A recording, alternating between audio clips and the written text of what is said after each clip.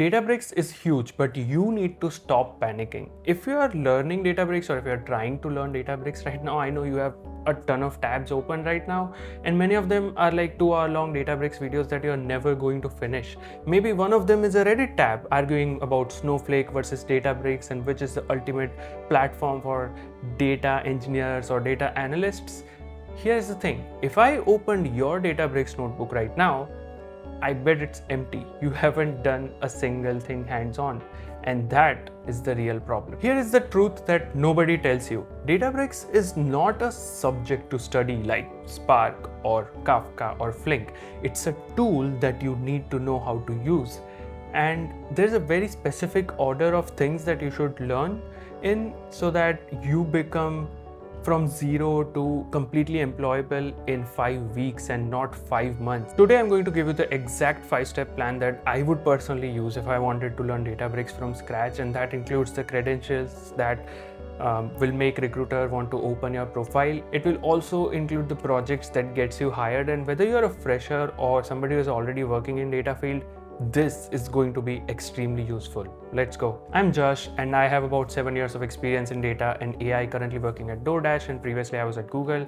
Let's talk about one thing. Why Databricks and not 20 other platforms about data engineering or AI engineering? We have to follow the money. Last month, Databricks announced it signed a term sheet for a funding round at a $188 billion valuation. $188 billion for a private company. It's not a startup anymore, it's infrastructure. And it also showcased that 20,000 enterprise customers use Databricks. And guess what? 70% of Fortune 500 companies rely on Databricks. One of them is obviously where I work, at DoorDash. So here is how you learn it. Step 1, and you get 10 minutes for this, not 10 hours. Because we have to get through this initial boilerplate stuff as soon as possible. You cannot learn Databricks by watching someone who is doing something on Databricks. You have to get a workspace for yourself, you have to click the buttons, you have to write the code. And the good news is Databricks has launched a free edition and a lot of tutorials have not kept up. This free edition is completely free, no credit card required, lifetime. There's no like trial period that ends similar to Snowflake, which provides you like 30 days of trial period. And this is not a toy. You get real workspace. Notebooks, the SQL editor, Unity catalog, Lakeflow pipelines, Genie, model serving, Databricks apps, and this is the actual production surface. It's just slightly smaller. Let me save you the frustration of learning about the limits the hard way. There are certain limits that you should not cross when you are in this plan.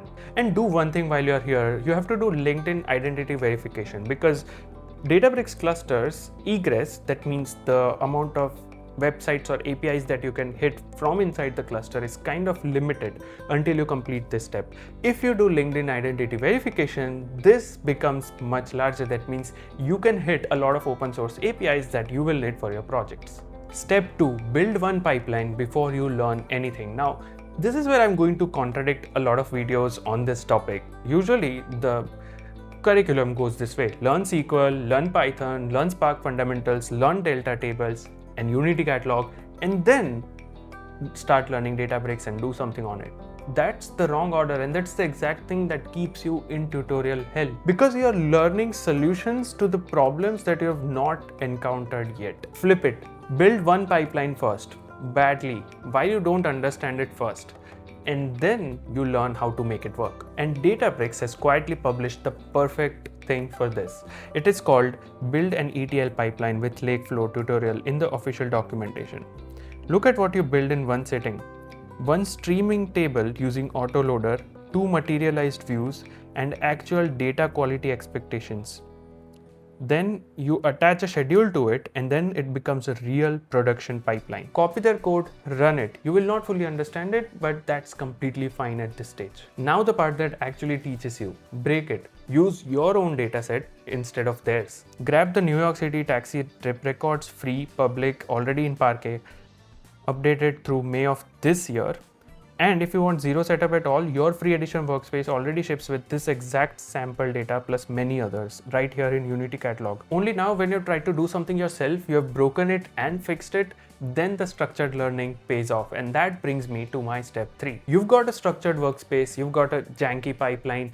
But here is where a lot of people plateau, and that's why you need to shift to a structured learning course or track. Follow a structure part that teaches you how to code as much as it teaches you how to watch videos. And this is where I keep coming back to DataCamp because I've personally used it a lot for my upskilling. The Associate Data Engineer in Databricks track is built exactly for this.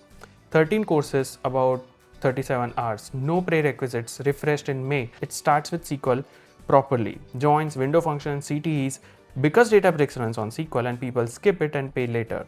Then the transform, Databricks SQL, the Lakehouse architecture, Delta Lake, ACID transactions, schema enforcement, Unity catalog for access control and lineage. And then it scales you all the way to PySpark and Spark SQL. And it finishes with building and troubleshooting transformation pipeline. Troubleshooting is the one word that I would like to underline a lot because anyone can build a pipeline. You have to have serious skill to understand what went wrong in your code and where you can optimize it or troubleshoot it if things break at like suddenly 3 a.m. And these are the skills that interviewers also test you on. It's not generally common to get PySpark based coding questions in interview rounds, but it's much more common to have architectural based questions on Databricks as well as Spark. And this is the same track that gets you exam ready for the certification I will cover in step 4. You're coding in browser the whole way. Here is what you can do right now. The first chapter of every course is free as well, no credit cards. So open the track link in the description, start the course before you close this tab. And now let's talk about step 4, getting certified and why it's worth it. The credential step is crucial because it combines everything that you learned so far and then it gives you the single highest leverage thing that you can use. Take the Databricks Certified Data Engineer Associate exam. Here's the whole thing. No mystery. It has 45 multiple choice questions and 90 minutes. It costs about 200 USD online with a proctor or at a test center. There are no prerequisites and it is valid for 2 years. Now, the most important 30 seconds in this video. The exam was completely rewritten in around May of 2026. So it went from having 5 sections to now 7. Added entirely 2 new sections, which is called CI/CD and troubleshooting. This is why I kept highlighting troubleshooting in my past section. And if you buy a course that was refreshed before mid 2026, you are essentially studying for last year's exam. That is no longer valid. So why focus on certification a lot when it gets so much of hate online? I agree with the debate that skills are more important than certification, but certifications are also really crucial. Let me give you 2 reasons why. First, if you don't go for the certification, you are sitting on the wrong side of keyword filter because recruiters are not only screening for people who are familiar with Databricks, but they are screening for somebody who is certified with Databricks if the job requires that tool. Secondly, it forces you through the boring part of the curriculum. Governance, CI/CD, all of these things are something that people don't really like to pay a lot of attention to because the building a pipeline is all fun until you have to start thinking about data quality, governance and CI/CD. And this certification track forces you to go through that. Now let me be straight about what it doesn't do. Databricks straight up claims that hundreds of thousands of people are certified and a majority credited with career advancement, but I tried to search a lot. That survey has no published method and I could not find one credible source proving that Databricks skill pay more in dollars just because you're certified. Anyone tells you that this certification directly gives you 20% pay bump or something, they are lying. But what it does open up your profile to a lot of new roles and you still have to be good once you are shortlisted for those roles. Okay, so we already talked about the track and the certification that you should go for. Are there any other resources that you should read out before you give the exam? Yes, and these 2 resources are also free. First is the consolidation of Databricks' own documentation. A Databricks solution architect maps every exam objective straight to the official docs. Use it as a checklist, not as a course. Go objective by objective and anywhere where you cannot explain the answer out loud, that's your revision list. Second is Databricks Academy's own reference material. None of these teaches you Databricks from scratch. That's what the previous track was for. But these 2 resources are super useful so that you can pressure test what you know about Databricks before you actually attempt the exam. Last step is build a project that gets you hired. And I have to split this for freshers and for somebody who's already working in data because type of project for these 2 types of people are completely different. Let's talk about freshers. If you have no professional experience, then you need to go deep, not wide. Follow this shape. bronze, silver, gold layer of pipeline. Raw data lands in bronze untouched, silver is cleaned and typed, gold is the aggregated table someone would actually query. Autoloader ingesting, quality expectations forcing, Unity catalog governing, and a scheduled job running all of it without you. That's literally the job. Now the dataset. Here is a better option than something that everybody else uses. And I really like Blackblaze's hard drive failure data. Every drive in their data center published quarterly since 2016, annual files going back up to 2013 as well. Q1 2026 alone is 341,000 drives. Lifetime, it's over 500 million daily records. Here is why it's a smart pick. Blackblaze themselves warn in writing that schema changes from quarter to quarter occur. So you should always check for such changes each quarter and then align the data to reflect any changes. That's not a flaw. It's a great assignment. Loading data that has changed a lot in past 13 years is going to make you learn a lot about schema registry and ever-changing schema changes, and how do you handle that seamlessly in a Delta Lake or Iceberg type of pipeline. If you want streaming project instead, GDELT publishes global news events every 15 minutes, and there's a tiny text file listing the newest drops that makes it a perfect incremental trigger, both linked below along with few others. And again, one thing to remember, I already talked about this, but if you want to hit these external URLs directly from Databricks, you need to ensure that you complete the LinkedIn identity verification that I mentioned in step 1. Now, if you're already a data analyst or a data engineer, if you're just adding Databricks into your skill set, then don't build a beginner portfolio project. In my experience, reading a medallion-based architecture for a senior role in Databricks kind of makes me feel like, okay, this person has not gone wide enough. Instead, port something that you have already built somewhere else. For example, take a pipeline that you've built on Airflow or DBT or plain Spark or even Python and then build it here in Databricks.